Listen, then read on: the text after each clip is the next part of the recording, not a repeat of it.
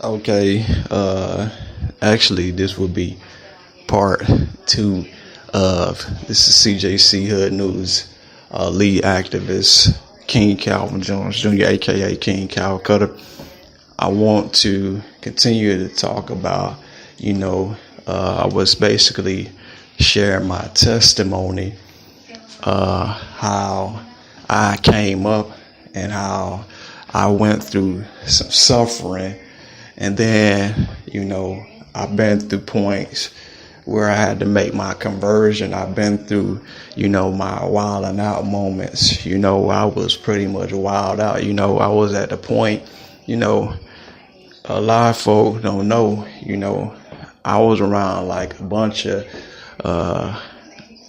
gangsters and thugs and stuff like that, where I was really wilding out at a point in my life where I was like the leader of everything, because I would tell you, if you was a certain gangster or whatever, and I was like, especially if you was like coming around me and you was saying you were with one set and another set, I'd be like, dude, you ain't really who you say you are. You know what I'm saying?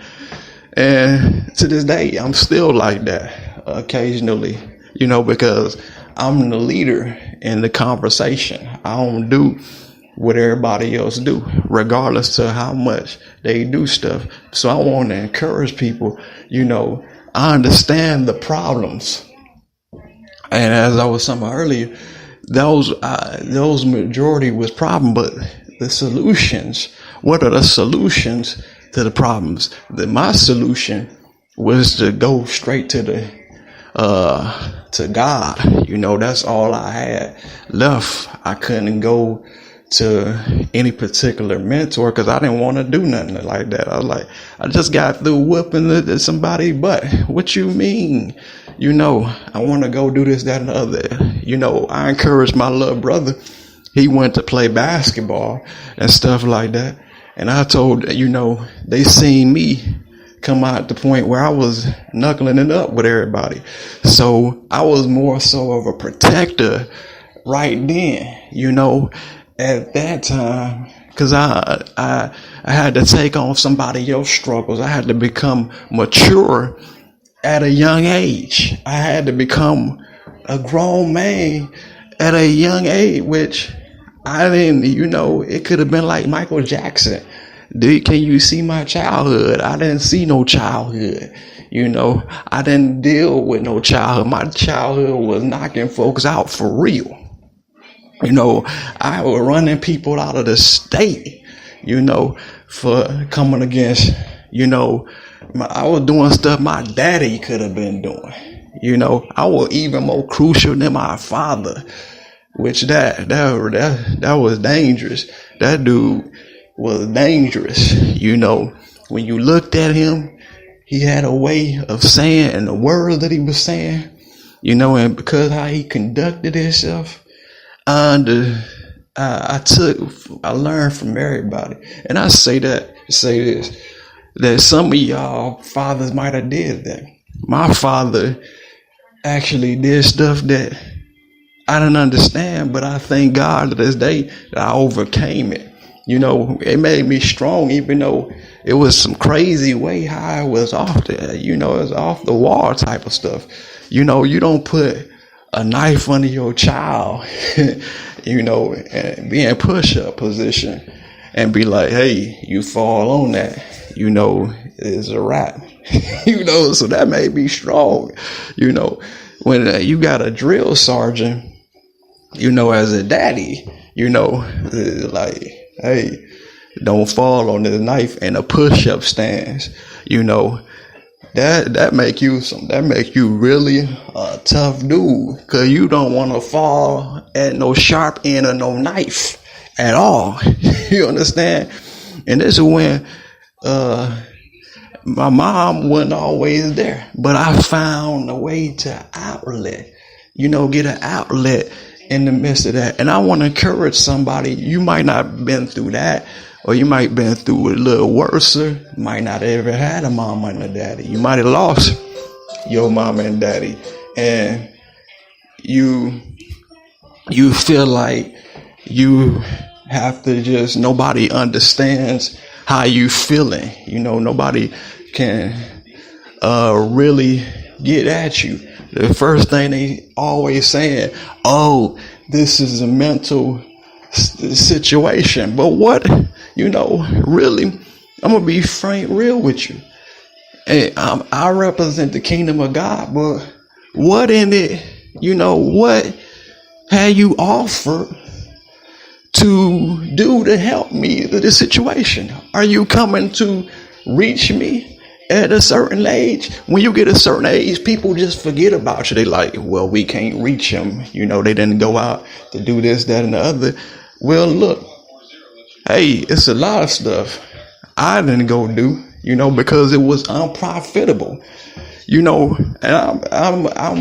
I'm bold enough to say that it ain't worth nothing. Some of y'all are doing stuff to this day, sophisticatedly, that don't work. For people that come from low places, it just don't work. Your books ain't gonna help. You understand? You got to have been through something to be able to understand. You can't offer, people medication that is gonna halfway kill them, and then they get released and they start busting at you. That is not the answer. You got to sit down with a person and get an understanding and say, well, why do you feel like you feel? How do you feel? And that's what CJC Hood News, this movement, multimedia movement, is about.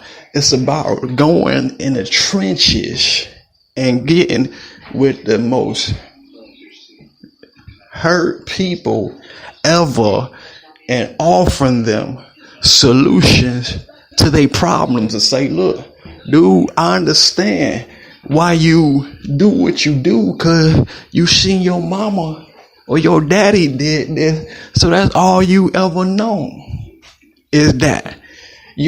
But here's a solution. So they need to offer solutions instead of just giving people punishment. You ought to offer solutions, to other people. And then if they don't want the solutions, then you give them the consequences. You understand?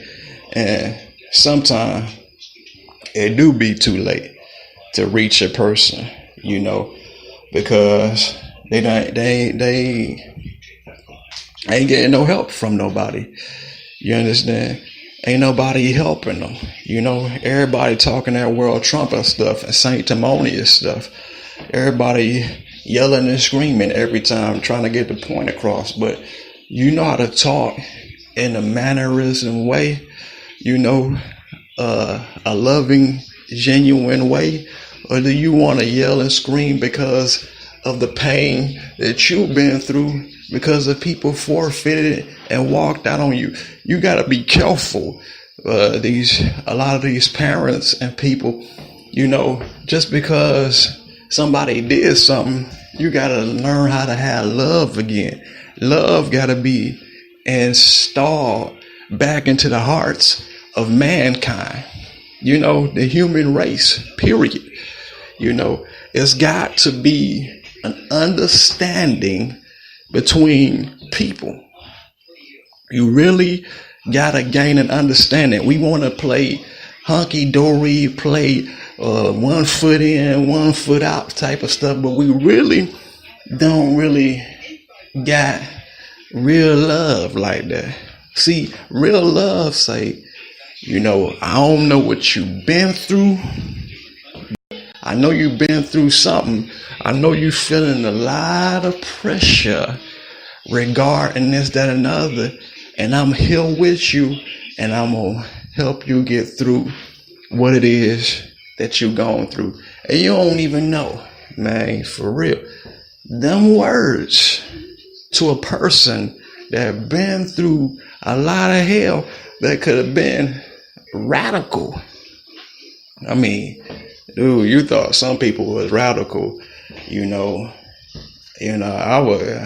what I've been through could make me really radical. And then if I got to myself, a time when I didn't know God, and I could have really been somebody that a lot of people that like me today or understand me wouldn't have liked me back then. Truthfully, I wasn't as loving and respectful as I am today, back then, and even coming up, I was respectful, but I didn't tolerate all that world trumpet stuff. I ain't see nothing funny. I didn't see nothing funny about what everybody was doing, because I'm always having to get somebody out of some mess, or see some injustice, and I've seen it coming up, and it's hard today. As a person, I still fight that. I fight that as a person. Be like, dang, man, you try to do what's positive and people still try to tempt you, and like, dude, you not qualified to be on the level that I've been through. You haven't been through what I've been through. I had to fight back.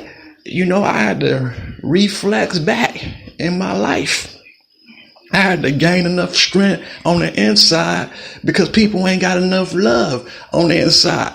Folks don't really got enough love. Even if you be the orchestrator, you have to teach them how to love you. You got to teach people how to do it in the hood. People not getting that. So you got to be the orchestrator of it. That's how you overcome the tribulations and the trials you go through, or else, a lot of this stuff will make you go buku. And that's what they want people to do. Truthfully, they want people to go buku, and then they hold themselves not guilty. They hold themselves not guilty, like, oh, we ain't do that like that. You understand? They start thinking that, hey, well, why y'all doing like this? Why y'all so radical? Well, hey, if you would have took probably prayer out and would have opened up the houses of worship and would have came to see about a person and their family, maybe, dude, we wouldn't be so crucial out here. You understand? And folk don't understand it. And then when you gotta, like me, here's a real issue, we talk about in the community and amongst each other about how this police brutality and stuff come on. Now, I got a real big opinion about that, a real big saying about that. And it's going to be heard, because I went through stuff that was unjustifiable. I could have walked down the street a certain way, and I could have been looked at as somebody that didn't want to do nothing. And the devil, I had them. And at the time, I was just, a person that was just going to prayer. And then I get some crooked potential people to come up against me. You know what I'm saying? They're supposed to be taking care of the city. You understand? You're taking care of the city, but you doing crookedness. I had to go through that. And see, I'm talking to people that go through pain, go through temptation. That's temptation. That's temptation to when you walk down the street and you ain't even doing nothing, and you automatically looked at because of what you wearing. What you wearing and stuff. Automatically, you look at me because of what I'm wearing, but you ain't looking at my heart, man. In other words, look at the outer appearance. You see a person wear something, you automatically think they this. But you can mess up everything. See, one time they gonna do that, it's gonna be a person of God. They gonna run up to the wrong person, and it's gonna mess up everything for everybody, And that's what, as I came to a realization, a lot of people came up against me thinking that I was just some little normal person, but today I can say that I'm filled with the gift of the Holy